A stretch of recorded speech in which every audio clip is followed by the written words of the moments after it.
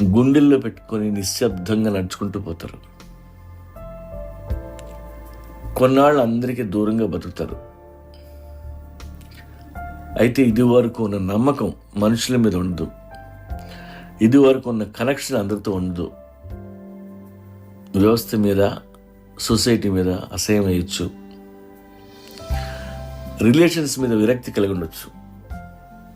అయినప్పటికీ అందరితో నవ్వుతూ మాట్లాడతారు, అందరి పట్ల దయతో ఉంటారు. వాళ్ళ కష్టాన్ని ఎవరితోనూ పంచుకోరు, అందరితో ఎప్పటిలాగే సరదాగా ఉంటారు. ఎవడో అన్యాయం చేశాడని ఇంకొకరికి అన్యాయం చేయరు.